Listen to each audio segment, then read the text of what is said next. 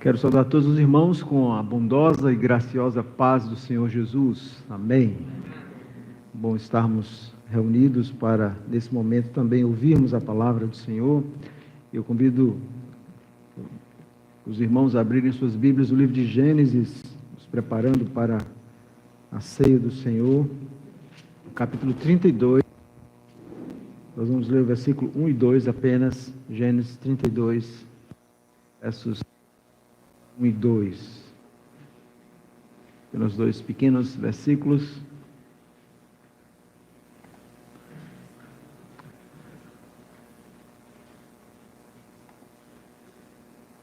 Em algumas versões, esses dois versículos, eles vão estar no final do capítulo 31, como sendo uma conclusão.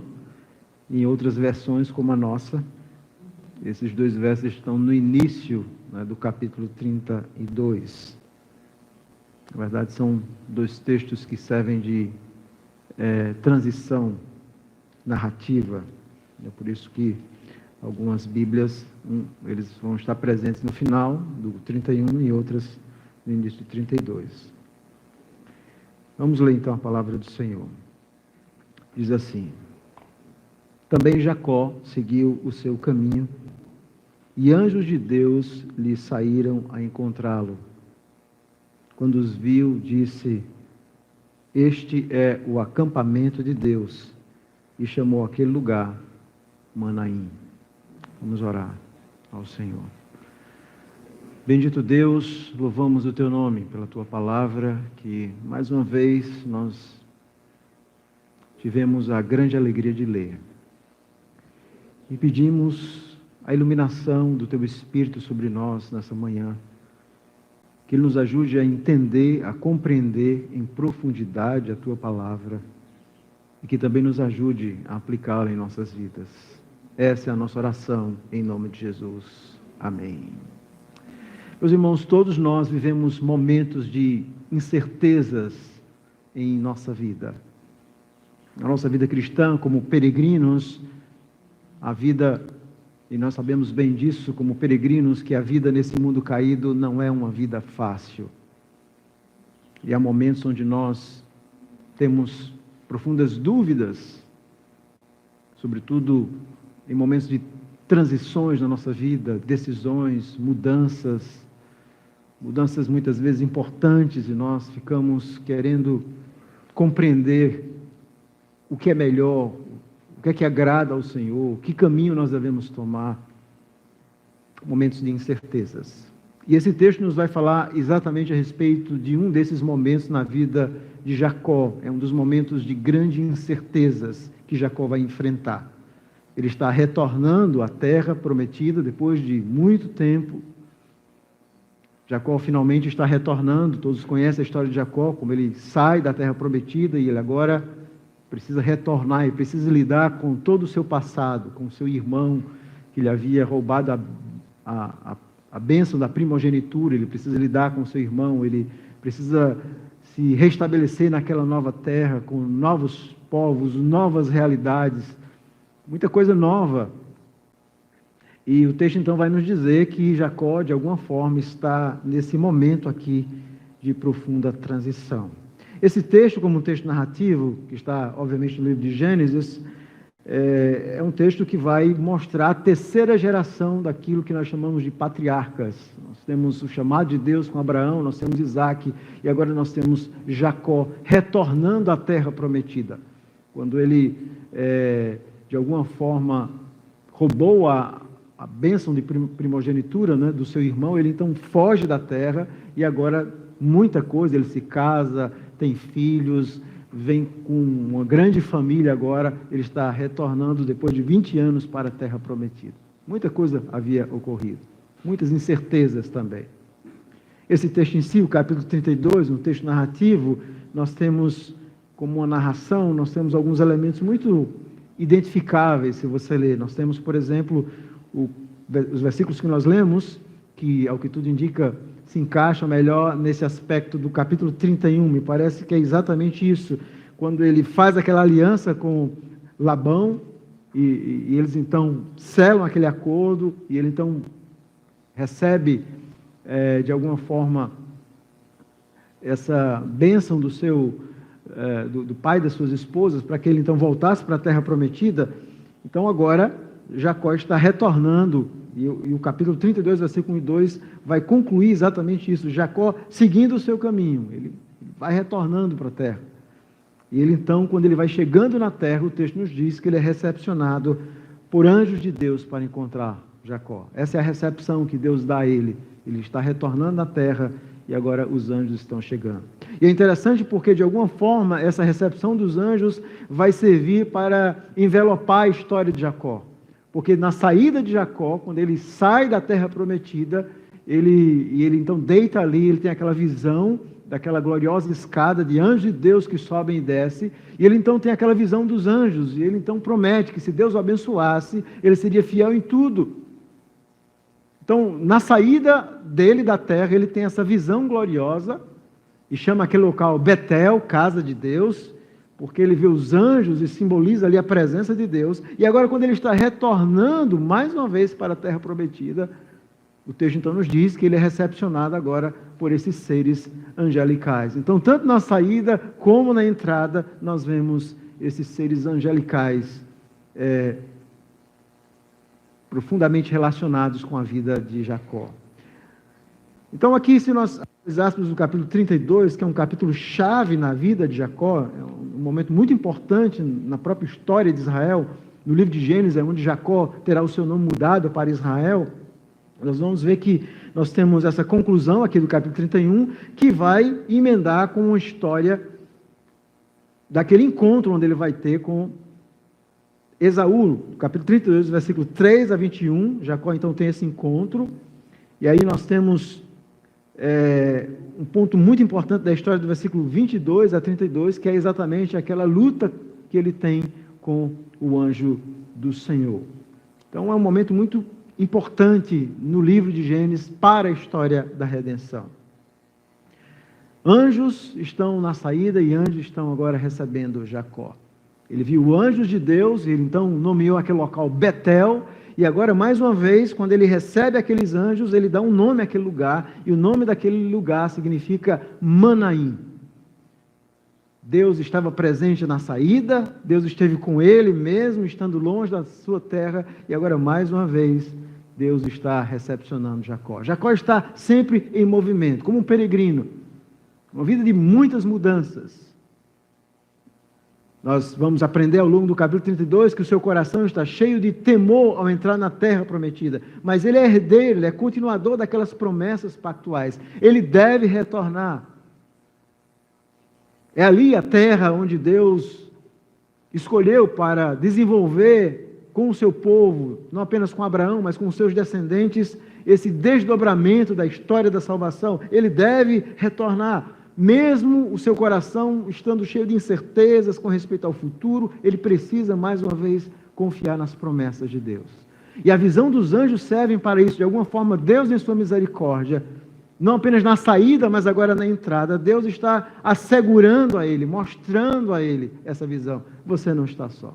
Na saída e na entrada, eu estou com você. Isso com certeza teve um papel muito importante na vida de Jacó. E é por isso que ele então vai dar o nome daquele lugar de Manaim, que literalmente significa 2 campos. 2 campos.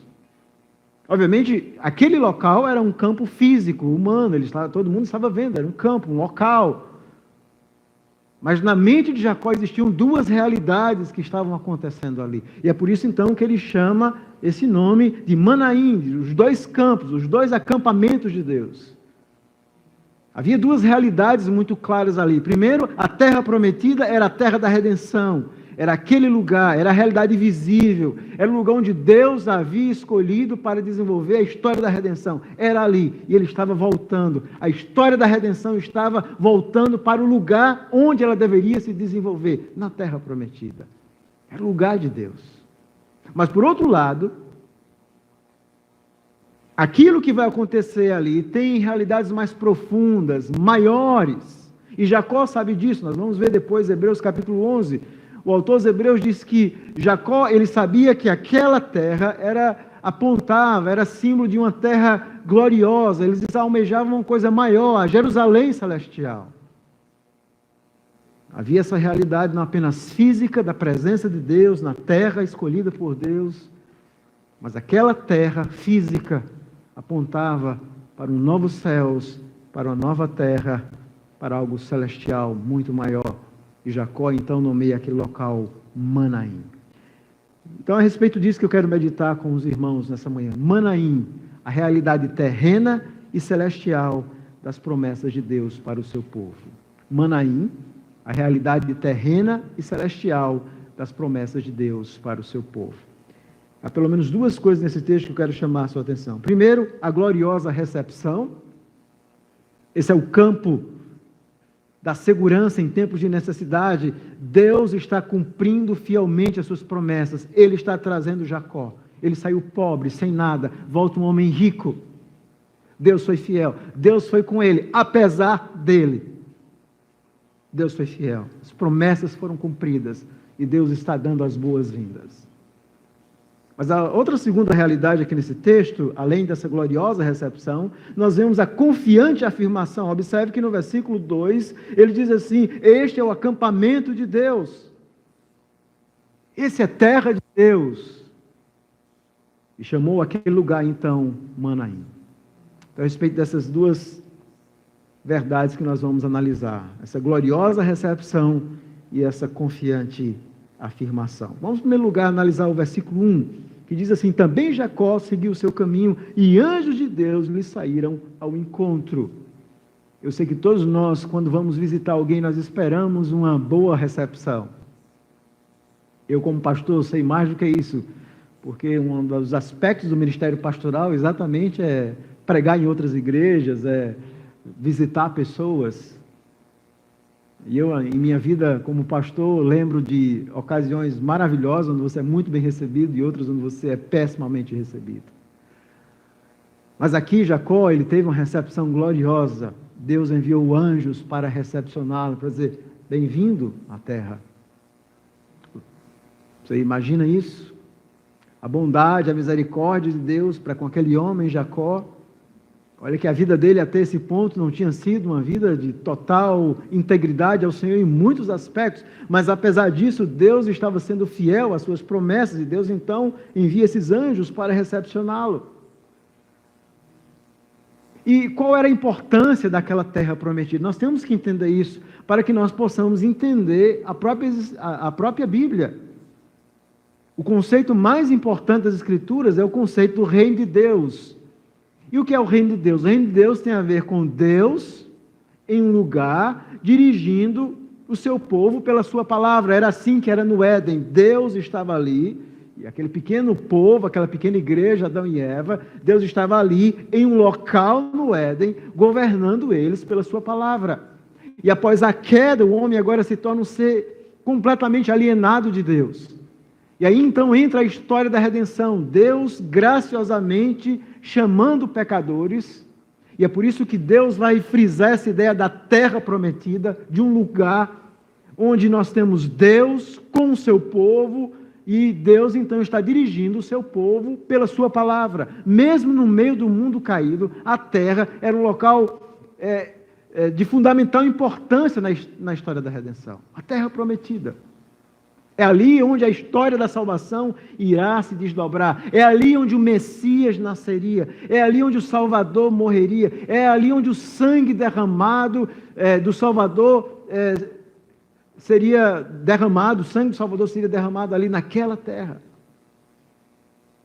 Então, quando nós vemos toda a história da Bíblia girando em terra, isso significa que não apenas a terra tem um aspecto importante, mas agora em Cristo, nós vamos aprender, o autor dos Hebreus nos diz isso no capítulo 4, agora em Cristo não apenas judeus, mas gentios entram nesse descanso glorioso. A terra era símbolo de algo maior, mais glorioso, de novos céus e nova terra, onde habita justiça. Isso se concretizará, obviamente, quando o Senhor Jesus voltar. É por isso que toda a história da Bíblia tem a ver com essa ideia. Deus com um povo em um lugar, dirigindo o seu povo pela sua palavra. O Éden foi perdido, e agora toda a história da redenção é o Éden sendo reganho. A Bíblia começa com o Éden e termina, lá em Gênesis, termina em Apocalipse, com novos céus e nova terra, onde habita justiça. Jacó está no meio disso. Eu e você estamos no meio dessa história da redenção. Jacó está em um ponto fundamental, a terra de Canaã, a terra que Deus havia prometido. Isso traz um profundo contraste, porque lá no Éden, quando Adão e Eva pecam, Deus coloca anjos para bloquear a entrada. Eles não poderiam mais entrar. Mas agora Deus, por amor e por graça, Ele abre um caminho nessa terra prometida. Deus recepciona pecadores. Deus recepciona um pecador. A porta da graça está aberta. Coisas estão acontecendo aqui, irmãos. Esse será um local especial onde a história da aliança, do pacto vai se desenvolver. É um símbolo dessa redenção gloriosa. Portanto, não é apenas um momento importante na história de Jacó, é um momento que tem importância em toda a história bíblica. É ali onde o nome dele será mudado de Jacó para Israel. É ali onde Deus vai começar o seu povo, os 12 descendentes de Jacó, as 12 tribos de Israel. E é por isso que quando Jesus começa seu ministério, nós vemos o Senhor Jesus chamando exatamente 12 apóstolos, começando um novo Israel. Muita coisa está envolvida aqui. Deus está trabalhando na vida de Jacó. É um momento de transição. Ele enfrentou o perigo de Labão e agora vai enfrentar o perigo de Esaú. O seu coração está cheio de temor. Nós vamos ver isso nos versículos seguintes. Ele ora, ele clama a Deus, ele tem medo do seu irmão. Mas o Senhor está dizendo: eu estou aqui, eu serei fiel. Você não está só. Ele vem agora com uma grande caravana. E apesar de que Jacó vai ter que colher o que todos nós colhemos, todo pecador colhe uma coisa: as consequências dos nossos erros. E agora ele sabe que vai precisar enfrentar novamente o seu irmão, mas ele não está sozinho. O Senhor está com ele. No momento de muitas incertezas, Deus envia aqueles anjos para dar as boas-vindas. E o que são anjos? Nós temos que entender isso. Será que nós podemos ainda acreditar em anjos em pleno século XXI? Será que é possível ainda acreditar que existam anjos, seres angelicais? É claro que sim. A mesma Bíblia que ensina que há um Deus vivo e verdadeiro é a mesma que ensina que existem anjos, que são seres espirituais criados por Deus. Obviamente alguns deles caíram, e aí é onde nós temos a história de Satanás, dos demônios, dos anjos caídos, mas a grande maioria dos anjos, eles continuaram firmes. Os anjos eleitos, como Paulo diz, eles continuaram e continuam servindo a Deus. Anjos, o autor aos Hebreus, no capítulo 1, versículo 14, diz que eles ministram àqueles que hão de herdar a salvação. Eles são servos de Deus. A palavra ministrar é exatamente isso. Se você ler Hebreus, capítulo 1, versículo 14, o autor aos Hebreus fala desses anjos como sendo ministros, servos. Hebreus 1,14, o autor dos Hebreus diz: não são todos eles espíritos ministradores, os servos enviados para serviço a favor dos que hão de herdar a salvação? Então essa é a função. Nós não sabemos quantos anjos foram esperar Jacó, mas eles são instrumentos de Deus. Então qual o papel dos anjos nas Escrituras? Bom, são vários os papéis. Algumas vezes, alguns anjos foram criados por Deus para ministrar ou servir diante do próprio trono de Deus, exclamando santo, santo, santo, 24 horas. Outros são enviados para trazer notícias ou para socorrer o povo de Deus. Ou seja, no meio daquelas estradas empoeiradas da vida, anjos estão ali com Jacó. Então os anjos muitas vezes eles têm essa função de executar a providência de Deus. Deus já governa todas as coisas, mas Deus muitas vezes se utiliza dos anjos para executar as suas obras da providência. Por exemplo, os anjos eles têm um papel importante na proteção do povo de Deus. Salmo 34, versículo 7, abre sua Bíblia, por favor. Salmo 34, versículo 7 diz o seguinte: o anjo do Senhor acampa-se ao redor dos que o temem e os livra. Os anjos têm esse papel onde Deus muitas vezes se utiliza deles para trazer livramento ao povo de Deus.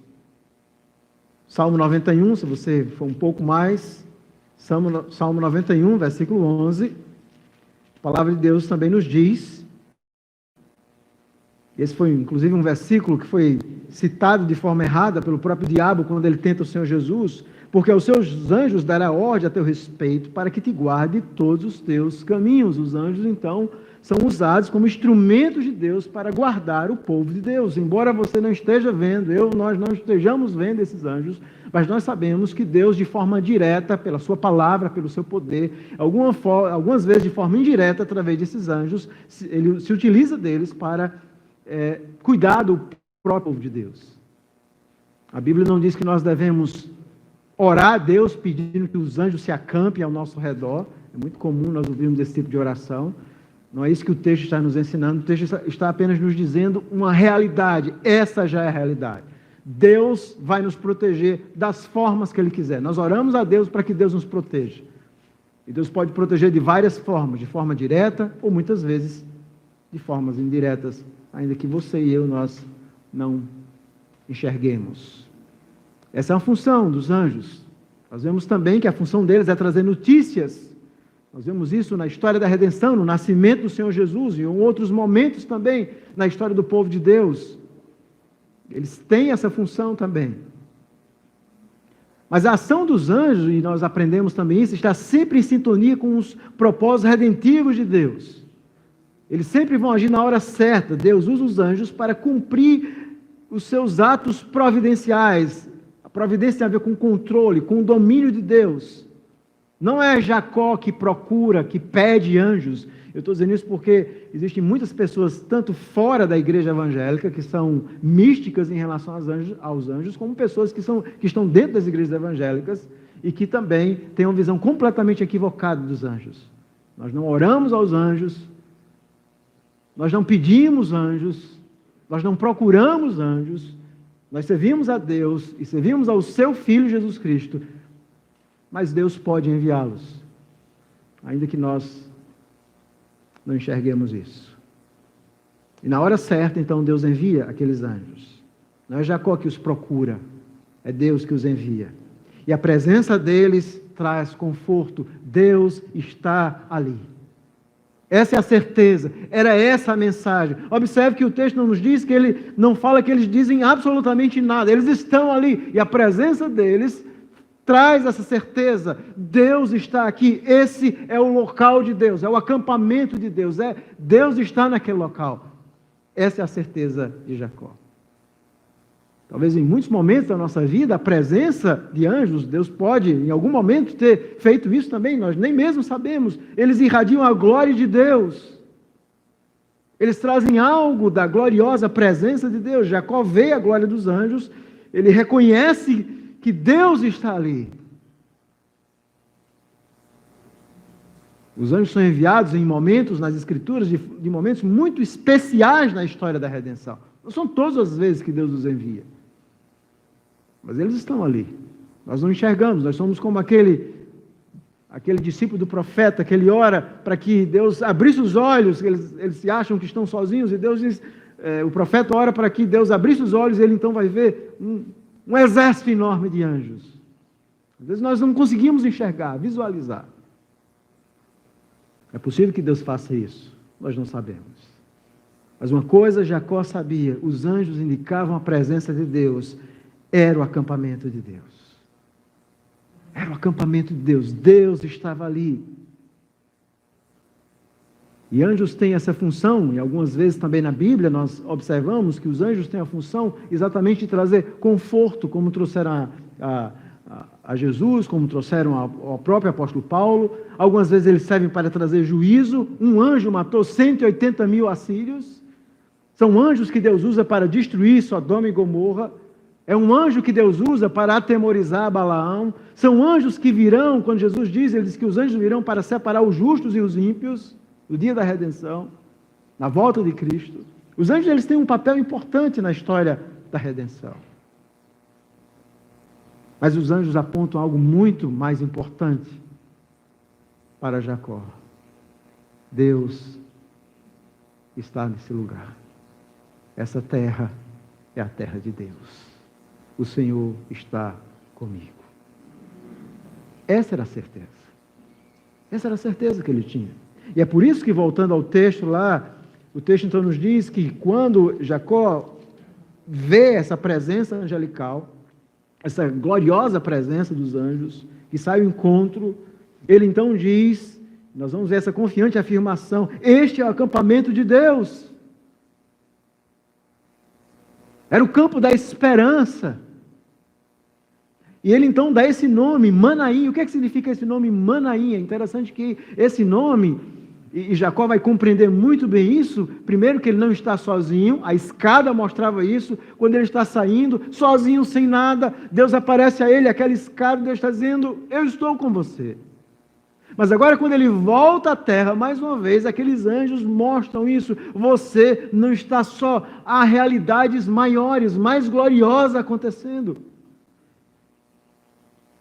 Manaim significa literalmente 2 campos, e às vezes na nossa vida nós temos dificuldade de entender essa duplicidade, esse aspecto duplo das coisas.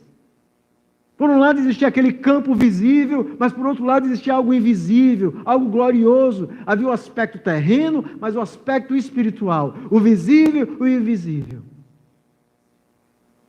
E por que ele dá esse nome a esse local? Porque ele queria que não apenas os seus filhos, mas que todos compreendessem essa gloriosa realidade. Aquela terra apontava para um duplo aspecto.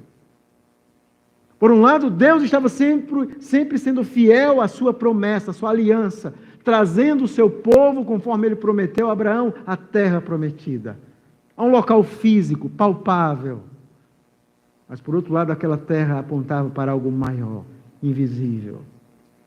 Ele queria que as pessoas compreendessem a importância daquele local.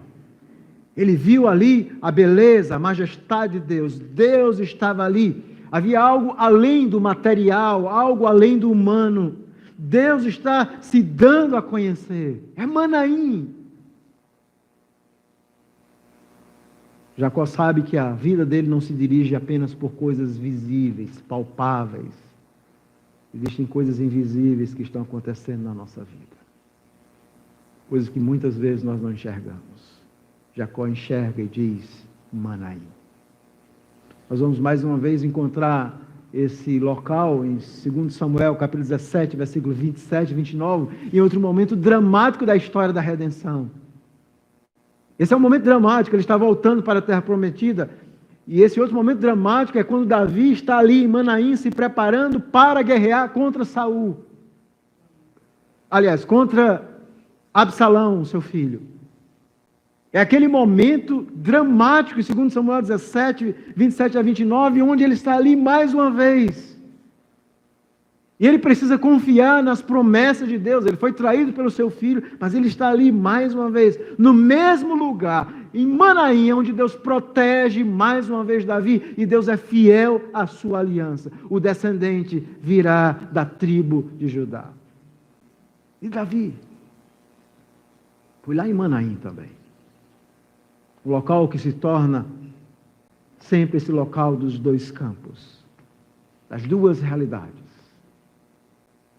E da mesma forma, meus irmãos, que quando Jesus, lá no Evangelho de João, vai responder, e é uma pergunta que é feita lá no capítulo 2, com respeito a se Jesus era de fato o Messias, eu quero que você abra a sua Bíblia no Evangelho de João, no capítulo 2, versículo 49, quando Jesus se encontra com Natanael e diz assim, então exclamou Natanael, mestre, tu és o Filho de Deus, tu és o Rei de Israel, ao que Jesus lhe respondeu, porque te disse que te vi debaixo da figueira crês, pois maiores coisas do que estas verás, e acrescentou em verdade vos digo, que vereis o céu aberto e os anjos de Deus subindo e descendo sobre o Filho do Homem. E aqui Jesus faz uma referência, uma alusão exatamente àquela imagem de Jacó lá em Gênesis. Então, da mesma forma que Jesus é essa gloriosa escada, essa escada que une Deus e os homens, E Jesus está dizendo, aquela escada que Jacó viu, aquele que une Deus e os homens, aquele que faz com que anjos subam e desçam, que realidades terrenas e celestiais se encontrem, se toquem, esse sou eu. Da mesma forma, Jesus, hoje na nova aliança, é esse nosso glorioso Manaim. É esse que faz com que essas duas realidades se tornem palpáveis, concretas na nossa vida. Ele é a nossa certeza. É por isso que o autor aos Hebreus, no capítulo 1 e em todo o seu livro, ele vai mostrar que nós, na nova aliança, estamos vivendo em uma era diferente. Onde agora nós temos alguém muito superior aos anjos. Nós temos alguém muito mais glorioso do que anjos. Deus enviou o seu próprio Filho. Se você abrir sua Bíblia, no livro de Hebreus, no capítulo 1, o autor dos Hebreus vai dizer exatamente isso. Veja, por exemplo, no capítulo 1, versículo 4, tendo se tornado tão superior aos anjos, quanto herdou mais excelente nome do que eles. E Hebreus capítulo 1, versículo 5 diz, pois a qual dos anjos disse jamais, tu és meu filho, eu hoje te gerei. Eu lhe serei pai, ele me será filho. Jesus é muito superior aos anjos. Então agora na nova aliança nós temos algo muito mais glorioso, ou seja, o próprio Deus se faz carne. Anjos vão celebrar a encarnação. Anjos vão contemplar o amor e a fidelidade de Deus. E eu acho interessante porque aqueles anjos, com certeza, seres que nunca pecaram, o autor dos Hebreus, aliás, Pedro vai dizer que os anjos, eles ficam admirados com o plano da salvação. E realmente é de admirar porque eles sempre obedeceram a Deus, sempre foram fiéis a Deus. E agora ele está vendo Deus se importar, ter misericórdia com um homem como Jacó. E talvez o que deve nos impressionar é aqueles anjos vendo Deus mesmo se fazer carne para morrer por criaturas pecadoras. É por isso que Pedro diz que os anjos, na sua epístola, se você abrir sua Bíblia aí em 1 Pedro, quando ele fala da obra da salvação, no capítulo 1, versículo 12, diz assim, no final do versículo, vos foram anunciados por aqueles que pelo Espírito enviado do céu vos pregaram o Evangelho, coisas essas que anjos anelam para escrutar. 1,12. Anjos anelam, a ideia de prescrutar é você olhar para baixo, a palavra grega significa tentar entender. Anjos ficam admirados com esse amor de Deus. Agora na nova aliança, Jesus se faz carne, Deus envia o seu Filho. A nossa esperança está em alguém que é muito superior aos anjos. Obviamente ainda os anjos têm o seu papel na história da redenção, mas agora nós na nova aliança temos algo muito mais glorioso. Nós não adoramos a anjos, nós não pedimos a anjos. Nosso pensamento está focado, Hebreus 12, 1, em olhar para Jesus, o autor e consumador da fé. Nós olhamos para o Senhor dos anjos, aquele que domina, mas aquele que teve que, como o autor dos Hebreus mesmo nos ensina, em seu estado de humilhação, ele se torna por um tempo posicionalmente inferior aos anjos. São cenas dramáticas que nós estamos vendo. Deus se faz carne. Jesus sendo tentado por um anjo caído, que é Satanás. Ele é um anjo caído, ele não tem nem comparação com o poder, com a graça, com a glória de Jesus, mas Jesus está sendo tentado. Está sendo servido depois da tentação por anjos. Os anjos contemplam algo glorioso na história da redenção. E agora nós, na nova aliança, olhamos para o Senhor dos anjos. Se através dos anjos Deus estava sempre lembrando a Jacó, eu estou com você. Agora na nova aliança nós temos algo muito mais glorioso para olhar. Nós temos a cruz do Calvário, nós temos um túmulo vazio, nós temos o próprio Filho de Deus. Jacó tinha certeza em algo que ele viu visível, e às vezes nós achamos que nós não temos hoje na nova aliança. Há muitos crentes que pensam assim, eu preciso ver um anjo. Deus já mostrou a você e a mim algo muito maior do que anjos. Nós temos um túmulo vazio. Nós temos o Filho que foi dado por nós. Jacó viu sombras disso, nós agora olhamos para realidades. E em Cristo nós temos essas duas realidades sendo cumpridas. Nele nós estamos ainda vivendo nessa terra como peregrinos, mas nós entramos em um descanso eterno. Em momentos de incertezas, como Jacó, nós temos essa certeza: Cristo está comigo, Manaim. Há duas realidades: existe a realidade visível dessa vida, e eu sei que Ele é fiel, e a ceia do Senhor aponta exatamente isso, Manaim. É a promessa do Senhor, mais uma vez, sendo trazida ao nosso coração. O Senhor é fiel. Ele tem nos conduzido até aqui. Há um campo aqui que nós estamos vendo, visível.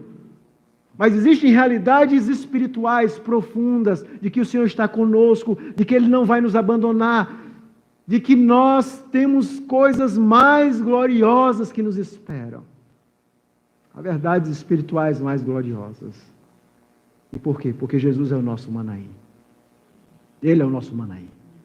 Em sua obra de salvação, nós temos a certeza que nós temos comunhão com Deus, que somos herdeiros das promessas, que fomos incluídos no seu corpo, a igreja. Como Paulo diz em 2 Coríntios, ele é a certeza do amém das promessas de Deus. Como é que eu sei que o Senhor vai cuidar de mim?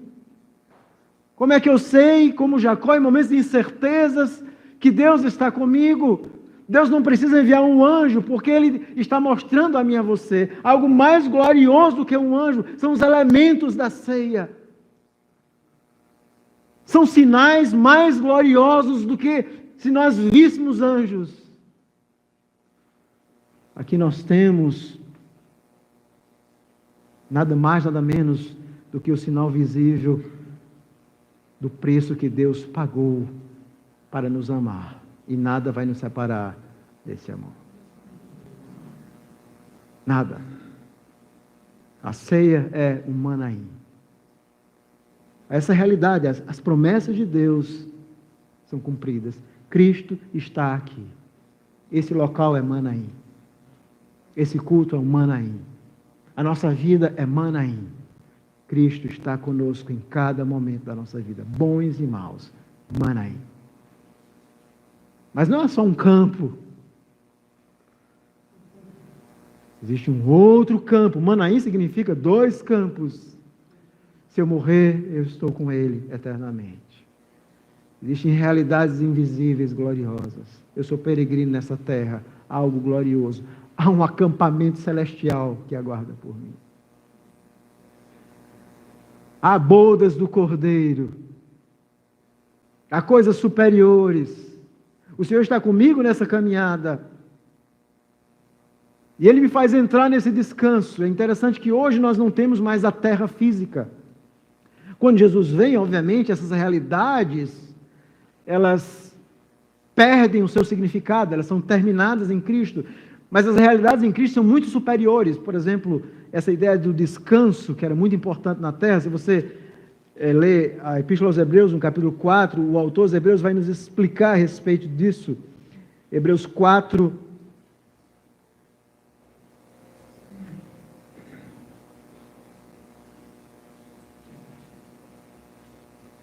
diz o seguinte, Hebreus 4, temamos, a partir do versículo 1, temamos, portanto, que sendo nos deixada a promessa de entrar no descanso de Deus, suceda parecer que algum de vós tenha falhado, porque também a nós foram anunciadas as boas novas, a palavra aí evangelho, como se deu com eles, ou seja, aqueles que viveram na antiga aliança. Mas a palavra que ouviram não lhes aproveitou, visto não ter sido acompanhada pela fé, como estava naqueles que a ouviram. Nós, porém, que cremos, o que é que acontece? Entramos no descanso. Nós entramos no descanso. Nós já estamos dentro dessa nova aliança, dessa realidade, desse eterno Manaim. Nós já estamos dentro do Manaim. Nós já entramos no descanso. Mas observe que lá no versículo 9 ele vai dizer mais aí, você já está nesse Manaim, você já entrou no descanso. Mas ele diz no versículo 9, portanto, resta, a palavra repouso aqui no grego é um sábado, resta um sábado para o povo de Deus. Porque aquele que entrou no descanso de Deus, e obviamente aqui é uma referência a Jesus, também ele mesmo descansou das suas obras como Deus das suas. Então, no momento que Jesus morre, que ele ressuscita, que a sua obra está completa, agora nós temos a certeza de que nós agora entramos nesse descanso hoje, mas ainda existe um sábado, existe algo superior, um descanso eterno.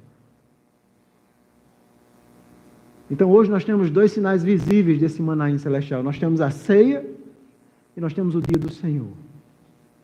Hoje, duas coisas palpáveis. Eu olho para o domingo e eu olho para a ceia. Eu desfruto do dia do Senhor, eu desfruto da ceia, mas eu sei, existe algo superior. Há uma ceia, há um Manaim celestial, há um descanso celestial que aguarda por mim. Há coisas superiores. Talvez você entrou aqui nessa manhã cheio de incerteza. E às vezes nós nos perguntamos, eu tenho quem por mim? Quem? Jacó tinha uns anjos que ele podia visualizar, ver. Isso trazia certeza. Deus está comigo. Betel, Manaim. Nós temos o quê? Você tem aquele que é superior aos anjos. Você tem o próprio Filho de Deus.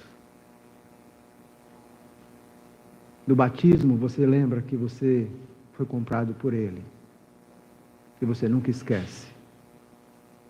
A ceia faz com que você se lembre que Ele nunca vai abandonar você. Você tem algo mais glorioso do que Jacó. Não esqueça disso. Ele tinha em sombras o que eu e você temos em realidade. Nessa vida nós enfrentamos lutas, tristezas, decepções, lágrimas, incertezas. E por um lado, nosso coração diz, Manaim, Deus está conosco nesse acampamento, nessa vida, nesse mundo marcado pelo pecado, pela dor. A vida é incerta. Em muitos momentos da caminhada nós fraquejamos. E o nosso coração precisa dizer, Manaim, o Senhor está comigo. Eu sei que Ele está, porque Ele disse que está, e eu confio nele. E a certeza é o sangue na cruz do Calvário. Eu tenho certeza disso. Manaim. Mas eu sei também que há algo superior. Eu sei que esse mundo não é tudo que me espera. Eu sei que há algo maior. Eu sei que há promessas superiores. Há coisas celestiais que me aguardam. E eu digo, quando eu olho para esse mundo, ele não é perfeito. Eu digo, eu sei, ele não é perfeito, não será perfeito. Mas há um Manaim, há um outro campo, há uma outra terra.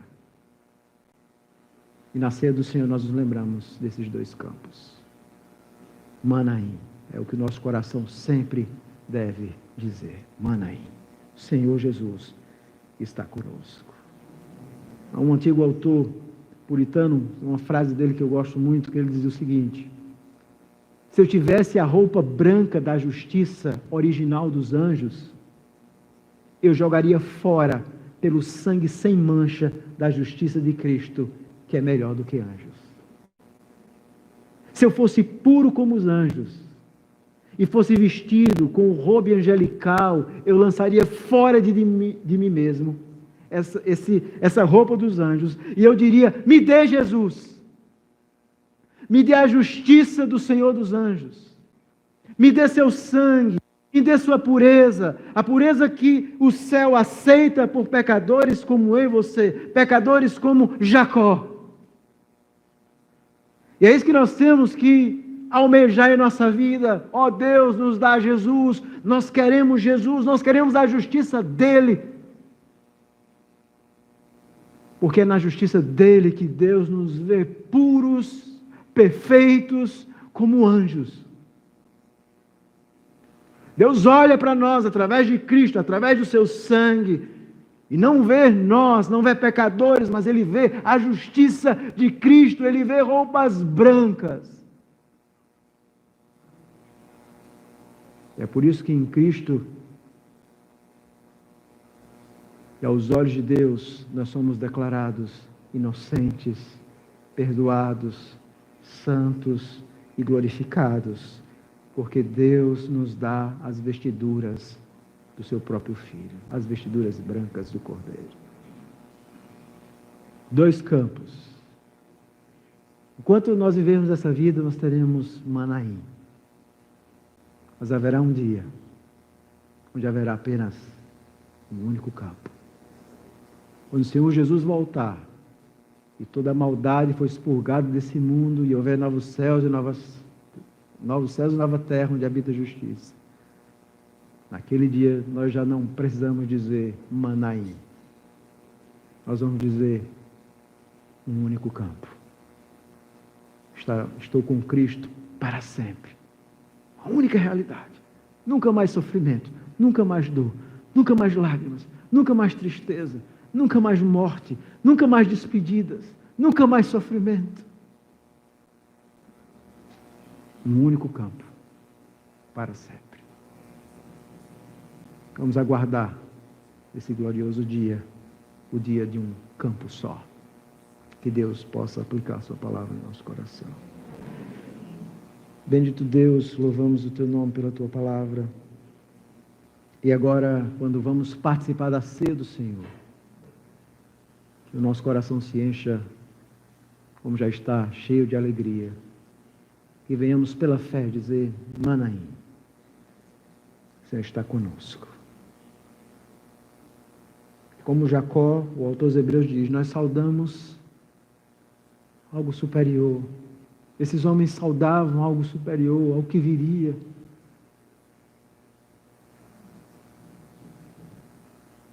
Uma nova realidade, uma Jerusalém celestial. Nós aguardamos também esse dia. Essa é a nossa oração, em nome de Jesus. Amém.